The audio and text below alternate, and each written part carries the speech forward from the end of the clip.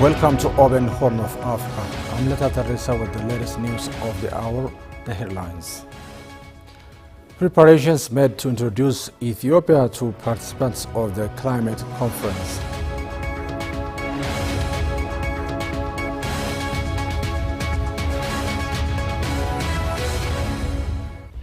Also headlines, the diaspora community pledged to support agenda gathering activity.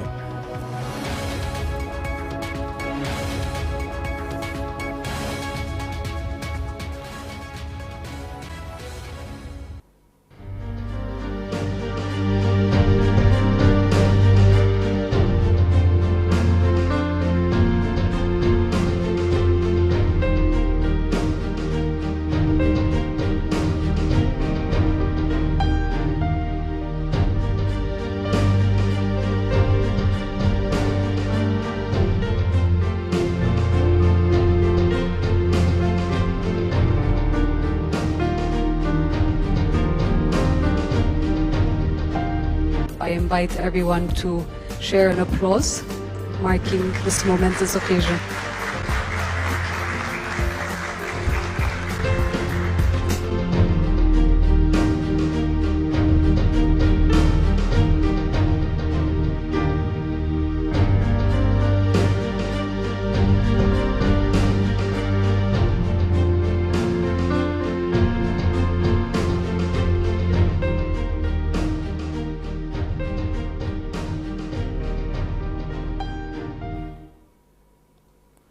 Do stay with us. In the presence of Prime Minister Abiy Ahmed, Ethiopian Investment Holdings and Dangote Industries Limited have signed a $2.5 billion fertilizer complex shareholder investment agreement. According to the Premier, with an investment of $2.5 billion, this mega project will produce up to 3 million metric tons of fertilizer annually, placing Ethiopia among the largest producers globally. Shetu Opsi has more on that. Africa's richest person, Aliko Dangote, signed investment agreement with the government of Ethiopia to build the world's largest fertilizer plant in Ethiopia. Speaking on the event, Prime Minister Abiy Ahmed congratulated all Ethiopians.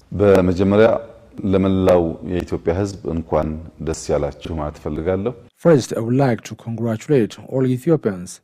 Especially, it is a good news for Ethiopian farmers, so I want to congratulate them. Today, we signed agreement with Dangote Group to plant urea fertilizer factory, which worth $2.5 billion. The government of Ethiopia and Dangote Group will launch the work of installing a factory that will have 2 lines and have potential of producing 3 million metric tons of fertilizer annually. It includes more than 100-kilometer pipeline from our gas refinery to the factory. The Premier mentioned that the construction of the factory begins at Gode and will be finalized within 40 months' time. He underscores that as the project is very strategic for the country, a committee led by Prime Minister's office is established to make critical follow-up. Abiy pointed out that importing fertilizer from abroad was a challenge that hindered the country's productivity, and this factory solves the chronic problem.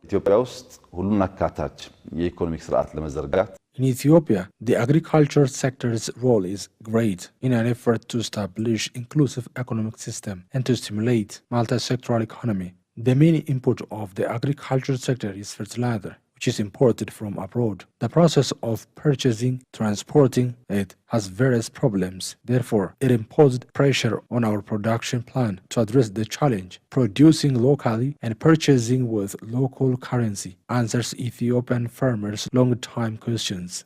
Based on the need for prosperity as the government of Ethiopia and as people, we need to launch such strategic investments based on research with critical care, the Premier pointed out.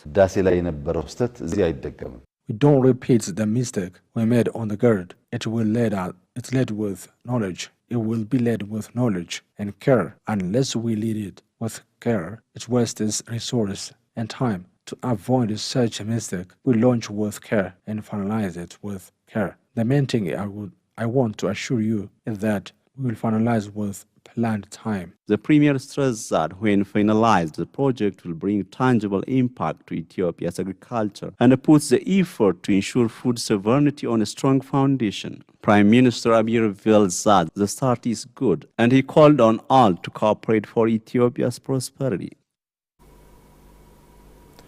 In a related news, Africa's richest man, Aliko Dangote, who has sealed a $2.5 billion USD partnership with the Ethiopian government to build one of the world's largest fertilizer plants, hailed Ethiopia as a key hub for fertilizer investment.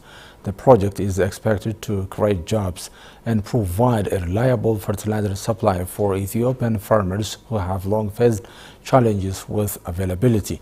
We have more on that.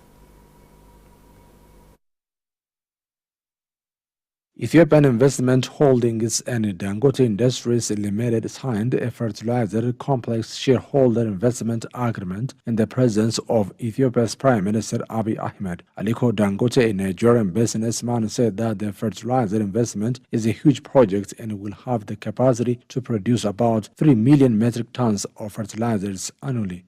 He added that 3 million metric tons fertilizer is equivalent to Nigeria's plant, which is actually the second largest urea plant in the world. The nature of the investment here is to produce urea, about 3 million tons. It's a major milestone to produce right from 0 to 3 million tons, which is by far much more than what Ethiopia is consuming today. It's a very huge, gigantic project. As we speak today, 3 million tons is equivalent to what we have in Nigeria, which is actually the second largest urea plant in the world. Dangote elaborated that Ethiopia is a very good destination for such investment. He also said that the East African nation has a raw material for producing urea. Ethiopia is a very good destination. Number one, Ethiopia has the raw material. You know, the raw material of producing urea is natural gas. And if you don't utilize your raw material, you end up buying, urea every day, importing, arriving late. The farmers will not be happy. They are not receiving this. But what we are also trying to do is a major revolution. The billionaire also lauded Ethiopia's efforts under the leadership of Prime Minister Abiy Ahmed to revolutionize and expand the agriculture sector. His Excellency Prime Minister Abiy, I think, is a very visionary leader. By what he's doing right now is that he's going to massively expand, boost agriculture, and make sure that he brings prosperity to Ethiopia. According to him, his company is going to do all the range of fertilizers in Ethiopia. He stated that Ethiopia is really opening up for business and investment, adding that it is the duty of Africans to make sure that Ethiopia succeeds. Ethiopian Investment Holdings Chief Executive Officer Brooke Tai stated that the agreement has been signed, finalizing all the necessary preparations to enable both parties to establish and operate the fertilizer factory. We've signed an agreement with Aliko Dangote's industrial company, which owns the largest fertilizer plant on the African continent and has been operating in Ethiopia for the past 16 years in cement production. This new agreement marks a major milestone toward the establishment of a $2.5 billion fertilizer factory, which will produce approximately 3 million metric tons of urea annually to support our country's agricultural sector. Under the terms of the agreement, Ethiopian Investment Holding will own a 40% stake, while the Dangote Investment Group will hold 60%. The factory will be powered by Ethiopia's natural gas resources with a dedicated pipeline to support its operations. With the signing of this agreement, all necessary preparations have been finalized, paving the way for both parties to establish and operationalize the fertilizer plant. The Chief Executive Officer announced that the project is expected to be finalized within 40 months.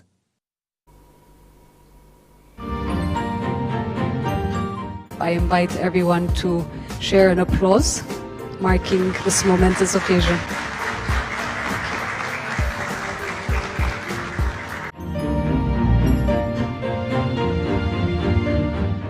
በመጀመሪያ ለመላው የኢትዮጵያ ሕዝብ እንኳን ደስ ያላችሁ ማለት ፈልጋለሁ። First, I would like to congratulate all Ethiopians, especially it is a good news for Ethiopian farmers, so I want to congratulate them. Today, we signed agreement with Dangote Group to plant urea fertilizer factory, which worth $2.5 billion. The government of Ethiopia and Dangote Group will launch the work of installing a factory that will have 2 lines and have potential of producing 3 million metric tons of fertilizer annually. It includes more than 100-kilometer pipeline from our gas refinery to the factory.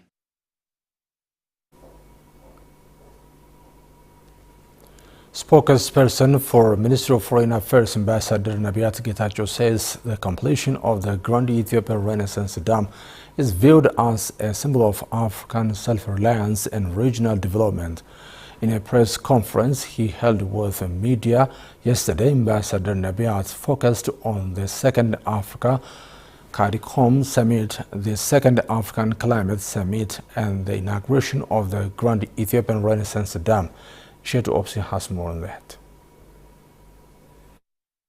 In a press conference held with media, Ambassador Nabiat focused on the Second Africa-Caribbean Community Summit, the Second African Climate Summit, and the inauguration of the Grand Ethiopian Renaissance Dam. The Second Africa-Caribbean Summit will be held in Finfinne from 6 to 7 September 2025 under the theme Transcontinental Partnership for Reparation for African and People of African Descent through Reparations, he said. In collaboration with the African Union, Ethiopia is also set to host the Second African Climate Summit that will convene leaders, policymakers, and climate experts from around the world from 8 to 10 September 2025 in Finfinne City. With entitled theme Accelerating Global Climate Solutions, Financing for Africa's Resilient and Green Development, the summit intends to advance Africa's-led initiatives in renewable energy, climate resilience, and sustainable development, Nabiat elaborated.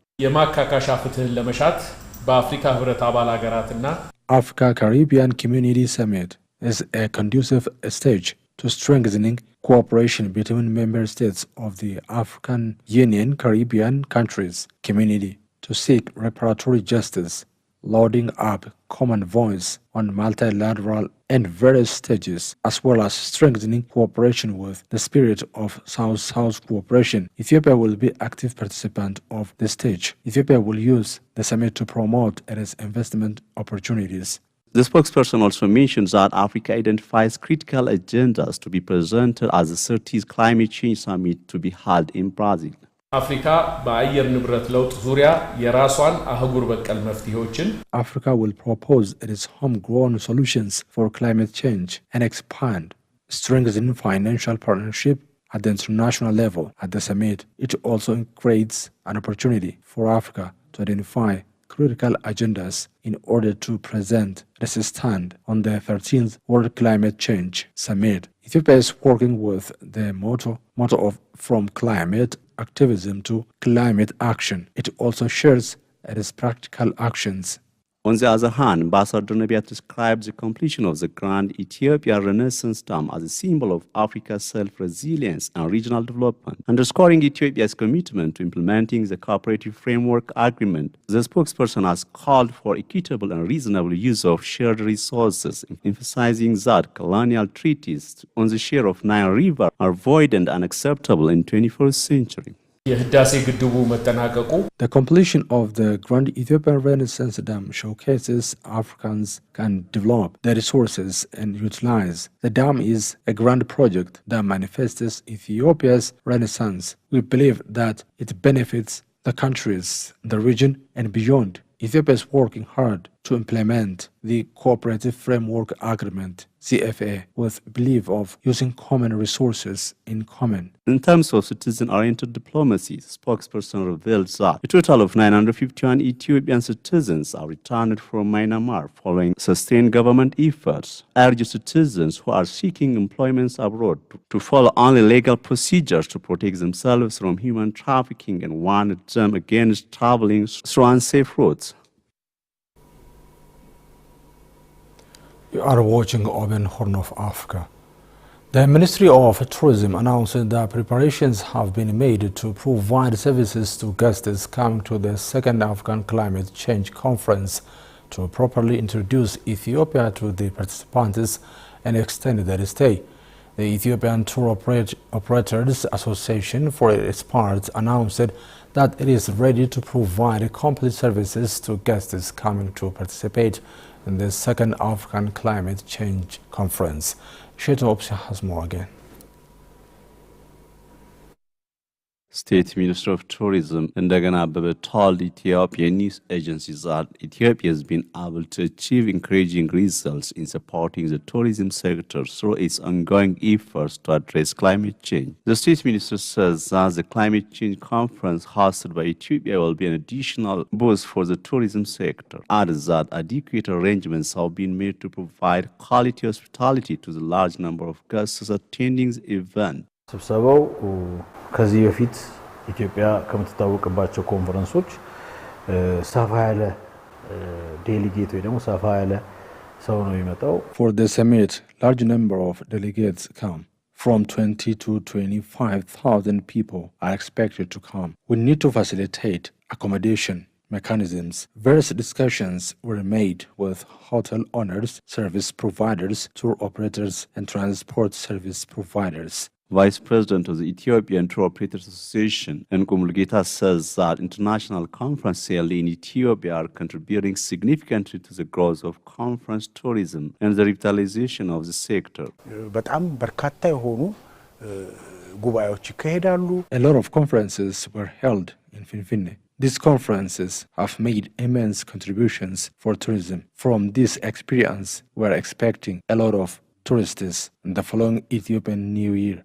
The Vice President pointed out that necessary preparations have been made to ensure that guests coming to participate in the conference receive hospitality and services. We made preparations in three aspects: short time, medium, and long term. It includes visits to be made after the completion of the conference. We offer services based on the preferences of the guests. Ethiopia is making preparations to successfully host the African Caribbean community and the second African Climate Change Conference soon. The Ethiopian Diaspora Service has stated that it will provide the necessary support for the activities that the National Dialogue Commission is carrying out to gather agenda from Ethiopians and those of Ethiopian origin. It is known that the National Dialogue Commission has begun the task of gathering an agenda in consultation with Ethiopians and Ethiopian descendants. It is a detail. The Ethiopian National Dialogue Commission has already begun consultations with the diaspora communities to collect agenda items, engaging with Ethiopian communities in various countries. Recently, agenda items were collected from diaspora members in South Africa, and delegations have been dispatched to the United States and Canada to conduct similar consultations. Fitsum Arega, Director General of Ethiopian Diaspora Service, told the Ethiopian news agency that the National Dialogue provides a conducive platform for fostering mutual understanding and unity through discussion, thereby enabling citizens to build the nation together. He emphasized that the dialogue creates opportunities to resolve issues constructively through dialogue rather than confrontation on social media, noting that the Commission has already collected agenda items from different institutions and regions within Ethiopia. Fitsum noted that the current phase focuses on engaging Ethiopians abroad. Prior to formal collaboration with the Commission, the Diaspora Service had also held online discussions with diaspora members, mission leaders, and diplomats to identify effective methods of cooperation, he added. The delegation from the Commission traveled to South Africa where it held consultation with the representative of diaspora community and gathered agenda items. The Commission also plans to hold similar discussion with the diaspora members in other countries, beginning soon with North America, followed by Canada, Sweden, and the Middle East. Fitsum further elaborated that the Diaspora Service stands ready to provide full support to the Commission, including facilitating connections with Ethiopian embassies in hosting countries to ensure the active participation of diaspora communities in the national dialogue process. እዚህ ሀገር ሆነው ውጭ ሀገር ያሉ ዲያስፖራዎችን ለማግኘት በሚፈልጉ ሰዓት As the Commission seeks to engage with the diaspora community abroad, members of the diaspora are encouraged through our bases to establish effective coordination. This allows embassies to make the necessary preparation and provide the support required by the Commission. And conducive environment has also been created through joint virtual meetings. Additionally, embassies support in-person consultation by arranging meeting halls and facilitating other logistical needs typically handled by the diplomatic missions. Students who visited the newly inaugurated Science Museum permanent exhibition said it has broadened their understanding of science and technology, enriching their knowledge beyond classroom learning. Sharing their experiences with Ethiopian News Agency, students expressed how the exhibition strengthened their grasp of scientific and technological concepts. Moges Milkias said he was fascinated by the robots and artificial intelligence technologies, knowing that the display helped him better understand the topics he had previously studied in school.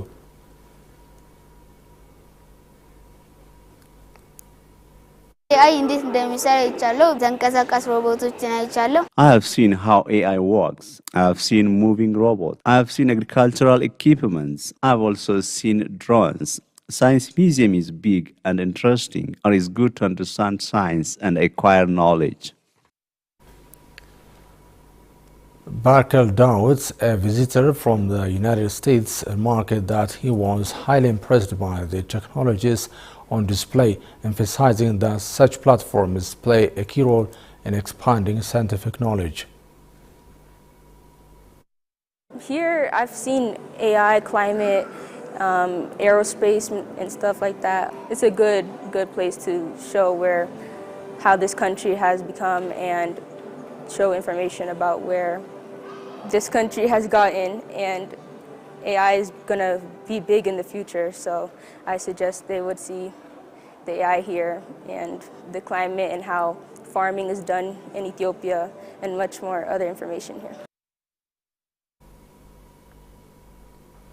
The students encouraged their peers to visit the museum, especially during the school breaks, to enrich their knowledge in science and technology.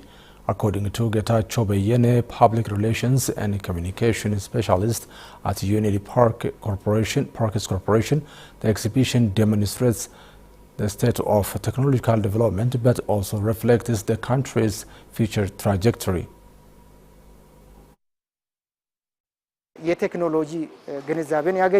Students practically see new technologies and get good lessons. Genius new generations can learn a lot to create new technologies for their country. The permanent exhibition is serving to give such students to information and increase their awareness on the concept of technology for innovation.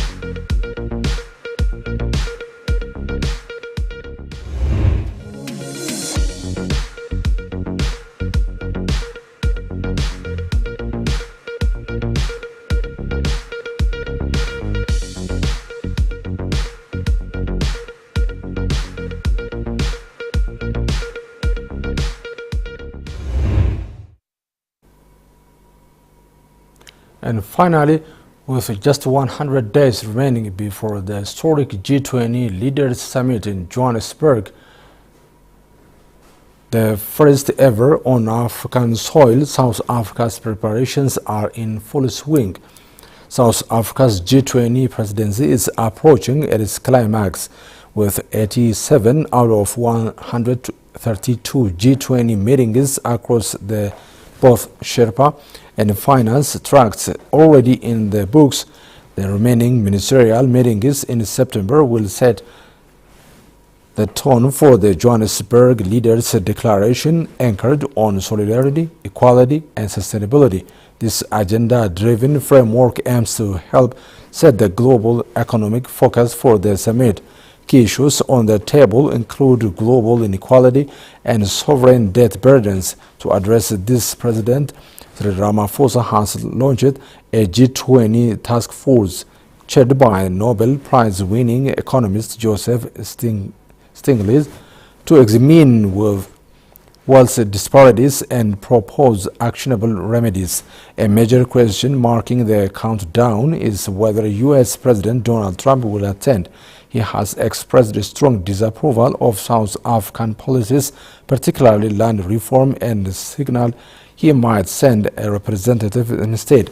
Despite this, International Relations Minister Ronald Ramola reiterated that South Africa's invitation stands. African News reported.